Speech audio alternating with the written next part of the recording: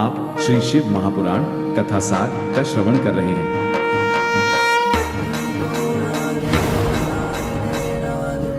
रुद्र संहिता सती खंड। ब्रह्मा जी से देवी संध्या एवं कामदेव का प्राकट्य। नारद जी के जिज्ञासा करने पर ब्रह्मा जी वर्णन करते हैं कि मेरे द्वारा जब मानस पुत्रों की सृष्टि हो रही थी, उसी समय मेरे हृदय से एक सुंदर रूप वाली श्रेष्ठ युवती भी उत्पन्न हुई। वह संध्या के नाम से प्रसिद्ध हुई। वह प्रातः संध्या तथा सायं संध्या के रूप में अत्यंत सुंदर भौहों वाली तथा मुनियों के मन को मोहित करने वाली थी। उस कन्या को देखते ही मैं तथा मेरे मानस पुत्र उसका चिंतन करने लगे। उसी समय एक अत्यंत अद्भुत एवं मनोहर मानस पुत्र उत्पन्न हुआ, जो कामदेव के नाम से विख्यात हुआ। कामदेव ने ब्रह्मा जी से पूछा कि मैं कौन सा कार्य करूं? मेरे लिए जो कर्म करणीय हो उस कर्म में मुझे नियुक्त कीजिए। ब्रह्मा जी ने कहा, अपने गुप्त रूप से प्राणियों के हृदय में प्रवेश करते हुए तुम स्वयं सबके सुख के कारण बनकर सनातन सृष्टि करो। उसी समय कामदेव ने तीक्ष्ण पुष्प बाणों से मुझ ब्रह्मा तथा सभी मानस पुत्रों को मोहित कर दिया। सभी के मन में काम विकार उत्पन्न हो गया। हम सभी देवी संध्या के प्रति आकर्षित होने लगे। ब्रह्मा जी के पुत्र धर्म ने अपने पिता तथा भाइयों की ऐसी दशा देखकर धर्म की रक्षा करने वाले भगवान सदाशिव का स्मरण किया। भगवान सदाशिव के प्रभाव से ब्रह्मा जी का काम विकार दूर हो गया। उसी समय दक्ष के शरीर से एक श्वेत कण निकलकर पृथ्वी पर गिरा। उससे समस्त गुण संपन्न परम मनोहर एक स्त्री की उत्पत्ति हुई, जिसका नाम रति था। रति का कामदेव से विवाह हो गया। नारद जी कहते हैं, हे ब्रह्मन, पितरों की जन्मदात्री उस ब्रह्मपुत्री संध्या का क्या हुआ? ब्रह्मा जी कहते हैं, वह संध्या जो पूर्व काल में मेरे मन से उत्पन्न हुई, वही तपस्या कर शरीर छोड़ने के बाद अरुंधति हुई। उस बुद्धिमती तथा उत्तम व्रत करने वाली संध्या ने मुनिश्रेष्ठ मेधातिथि की कन्या के रूप में जन्म ग्रहण कर ब्रह्मा विष्णु तथा महेश्वर के वचनों से महात्मा वशिष्ठ का अपने पति रूप में वरण किया। वह पतिव्रता, वंदनीय, पूजनीय तथा दया की मूर्ति थी। नारद जी ने कहा, ब्रह्मन, आपने अरुंधति की तथा पूर्व जन्म में उसकी स्वरूपभूता संध्या की बड़ी उत्तम कथा सुनाई है।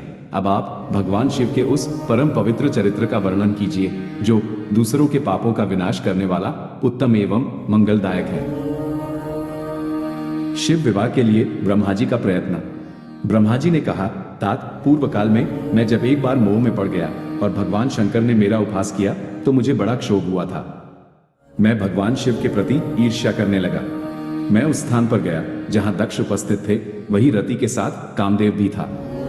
उस समय मैंने दक्ष तथा दूसरे पुत्रों को संबोधित करते हुए कहा, पुत्रों, तुम्हें ऐसा प्रयत्न करना चाहिए जिससे महादेव जी किसी कमनीय कांति वाली स्त्री का पाणी ग्रहण करें। उसके बाद भगवान शिव को मोहित करने का भार मैंने कामदेव को सौंपा। मेरी आज्ञा मानकर कामदेव ने वामदेव शिव को मोहने की बराबर चेष्टा की, परंतु उसे सफलता न मिली।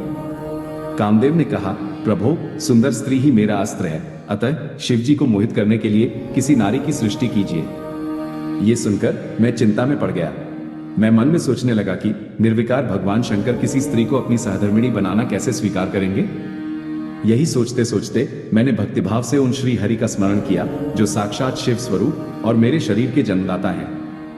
मेरी स्तुति से प्रसन्न होकर भगवान विष्णु प्रकट हो गए और मुझ ब्रह्मा से बोले, लोक सृष्टा ब्रह्मन, तुमने किस लिए आज मेरा स्मरण किया है?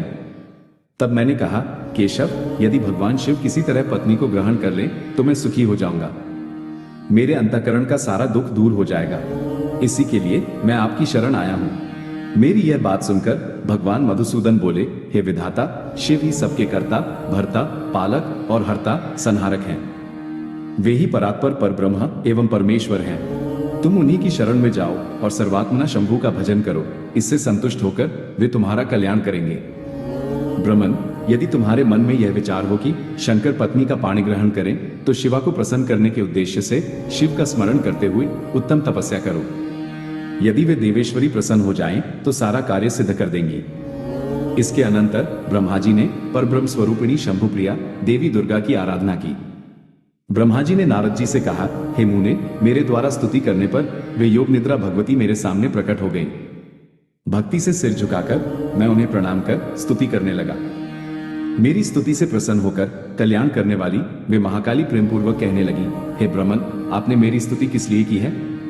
आप अपनी मनोभिलषित बात कहें, मैं उसे निश्चित रूप से पूर्ण करूंगी। ब्रह्मा जी बोले, हे देवी, आप दक्ष की कन्या बनकर अपने रूप से शिवजी को मोहित करने वाली हो। हे शिवे, आप शिव पत्नी बने। भगवती ने कहा, हे पितामह, मैं दक्ष की पत्नी के गर्भ से सती रूप में जन्म लेकर अपनी लीला के द्वारा शिवजी को प्राप्त करूंगी। ये कहकर जगदम्बा शिवा वहीं अंतर्धान हो गई। दक्ष कन्या के रूप में सती का प्रादुर्भाव।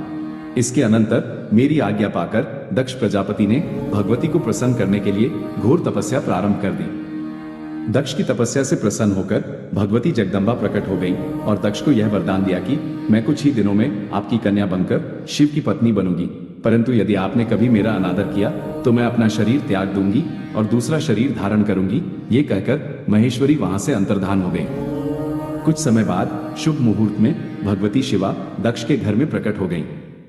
दक्ष ने प्रसन्न होकर विष्णु आदि देवताओं की आज्ञा से सभी गुणों से संपन्न भगवती जगदम्बिका का नाम उमा रखा। कुछ समय व्यतीत होने के अनंतर युवावस्था प्राप्त होने पर परमेश्वरी सती महेश्वर को पति रूप में प्राप्त करने की इच्छा से माता की आज्ञा से तपस्या करने लगी। विष्णु आदि सभी देवता एवं मुनिगण सती देवी की तपस्या का दर्शन कर आश्चर्यचकित हो गए। वे सभी सती देवी को प्रणाम कर भगवान शिव के परम धाम कैलाश को चले गए।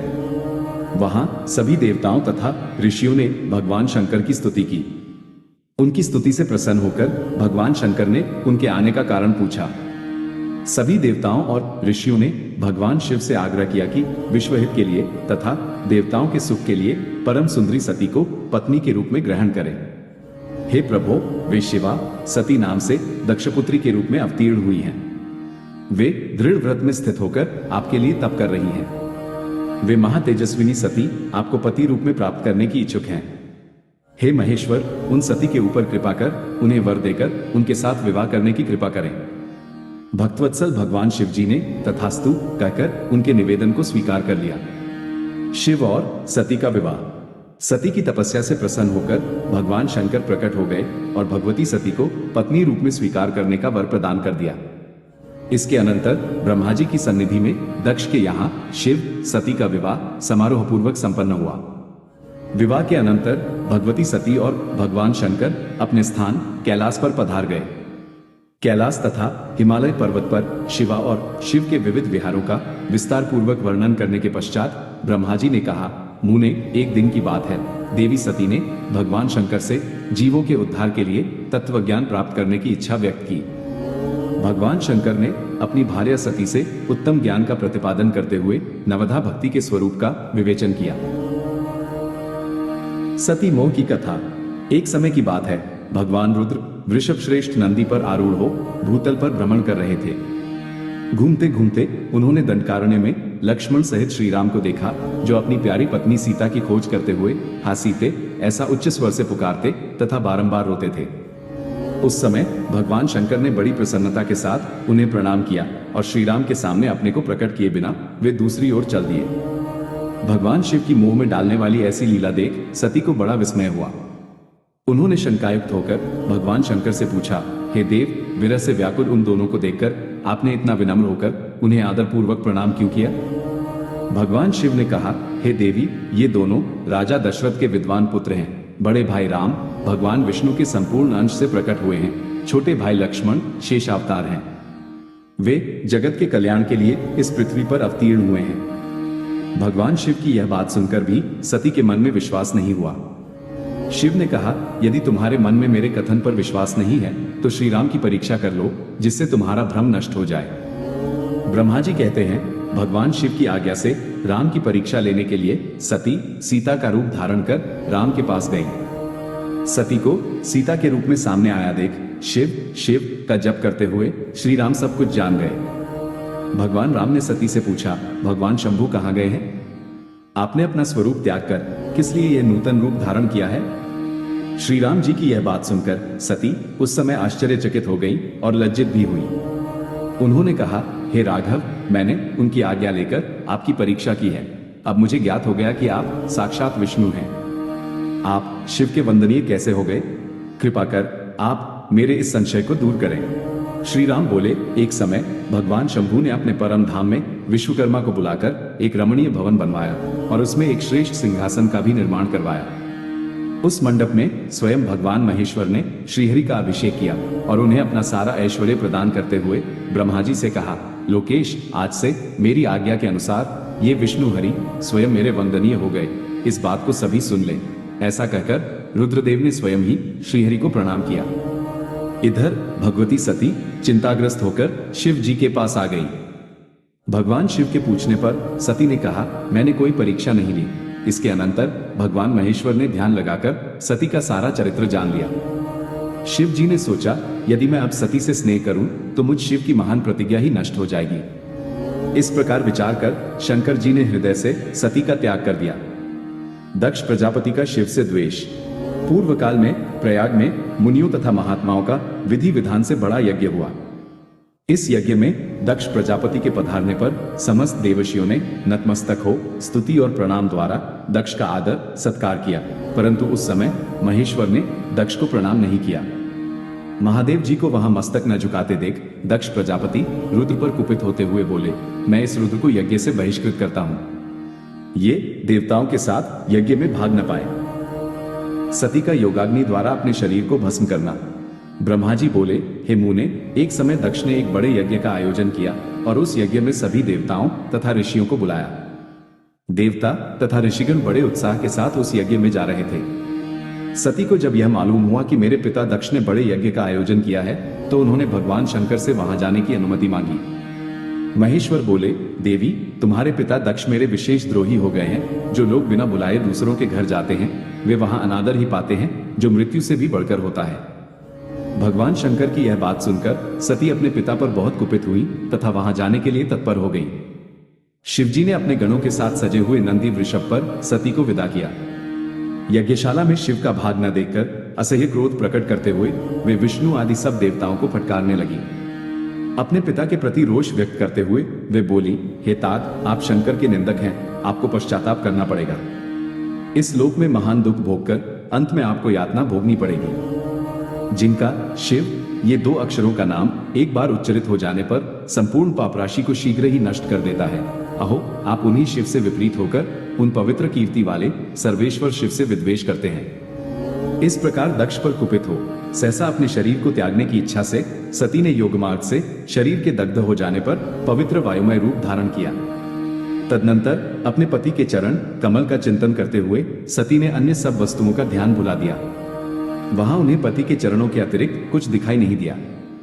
हे मुनिश्रेष्ठ, यज्ञाग्नि में गिरा उनका निष्पाप शरीर अग्नि से जलकर उनके इच्छानुसार उसी समय भस्म हो गया।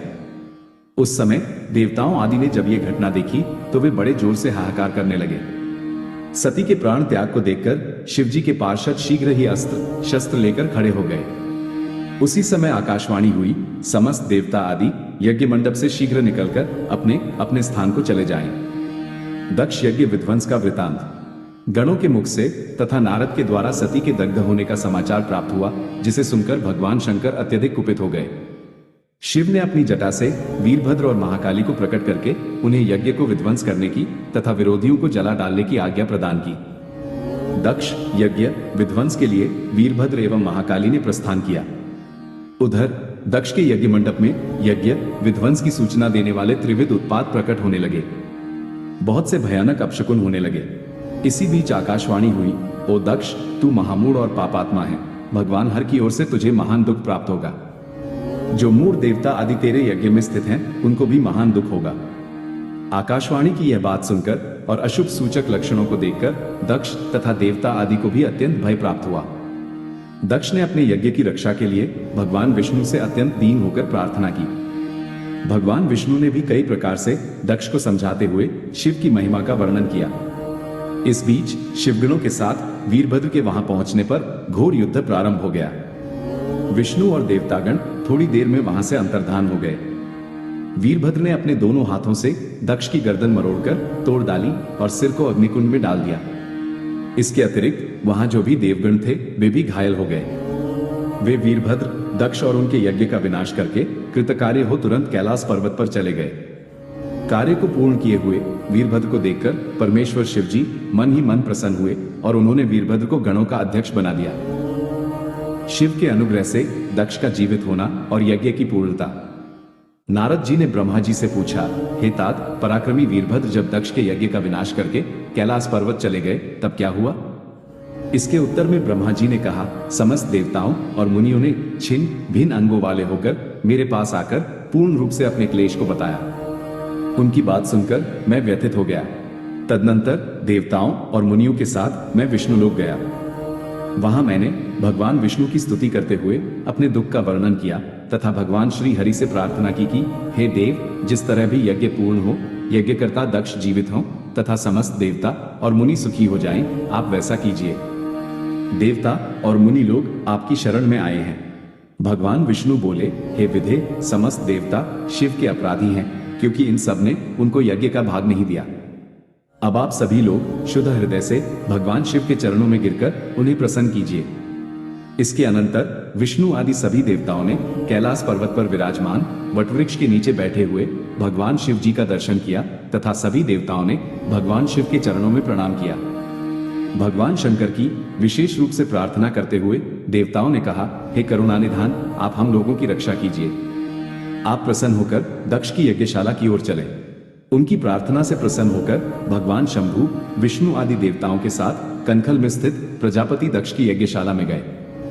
वहां वीरभद्र द्वारा किया गया यज्ञ का विध्वंस रुद्र ने देखा। यज्ञ की वैसी दुरवस्था देखकर भगवान शंकर ने वीरभद्र को बुलाकर कहा, हे महाबाहो, तुमने थोड़ी ही देर में देवताओं तथा ऋषियों आदि को बड़ा भारी दंड दे दिया। जिसने विलक्षण यज्ञ का आयोजन कर ये द्रोहपूर्ण कार्य किया, उस दक्ष को तुम शीघ्र यहां ले आओ। वीरभद्र ने शीघ्रतापूर्वक दक्ष का धड़ लाकर शंभु के समक्ष रख दिया। भगवान शंकर ने वीरभद्र से पूछा, दक्ष का सिर कहाँ है? वीरभद्र ने कहा, हे शंकर, मैंने तो उसी समय दक्ष के सिर को यज्ञकुंड में हवन कर दिया। तदनंतर शंभु के आदेश से प्रजापति दक्ष के धड़ के साथ सवनीय पशु बकरे का सिर जोड़ दिया गया। उस सिर के जुड़ जाते ही शंभु की कृपा दृष्टि पड़ने से प्रजापति दक्ष तत्क्षण जीवित हो गए। शिव जी के दर्शन से तत्काल उनका अंतःकरण निर्मल हो गया। तदनंतर लज्जित होकर वे भगवान शंकर की स्तुति करते हुए बोले, हे महादेव, आपको नमस्कार है, मुझ पर कृपा कीजिए, आप मेरे अपराध को क्षमा कीजिए। दक्ष प्रजापति की स्तुति से प्रसन्न होकर महादेव जी बोले, हे दक्ष, मैं प्रसन्न हूँ। यद्यपि मैं सबका ईश्वर हूँ और स्वतंत्र हूँ, फिर भी सदा भक्तों के अधीन रहता हूँ। केवल कर्म के वशीभूत मूढ़ मानव न वेदों से, न यज्ञों से, न दानों से और न तपस्या से ही मुझे पा सकते हैं। तुम केवल कर्म के द्वारा ही संसार को पार करना चाहते थे, इसीलिए रुष्ट होकर मैंने इस यज्ञ का विनाश किया है। अतः हे दक्ष, आज से तुम बुद्धि के द्वारा मुझे परमेश्वर मानकर ज्ञान का आश्रय लेकर सावधान होकर कर्म करो। यदि कोई विष्णु भक्त मेरी निंदा करेगा और मेरा भक्त विष्णु की निंदा करेगा, तो आपको दिए हुए समस्त शाप उन्हीं दोनों को प्राप्त होंगे और निश्चय ही उन्हें तत्वज्ञान की प्राप्ति नहीं होगी। हे मुने, उसके बाद भगवान शिव की आज्ञा प्राप्त कर प्रसन्नचित शिव भक्त दक्ष ने शिव जी की कृपा से यज्ञ पूरा किया। तदनंतर सब देवता और ऋषि संतुष्ट होकर अपने अपने स्थान को चले गए। भगवान शंकर की महिमा अनंत है, जिसे बड़े बड़े विद्वान भी जानने में असमर्थ हैं, किंतु भक्त लोग उनकी कृपा से बिना श्रम के ही उत्तम भक्ति के द्वारा उसे जान लेते हैं। हे नारद, इस प्रकार मैंने आपसे सती के परम अद्भुत चरित्र का वर्णन किया, जो भोग मोक्ष को देने वाला तथा सभी कामनाओं को पूर्ण करने वाला है। इस प्रकार रुद्र संहिता का सती खंड पूर्ण हुआ।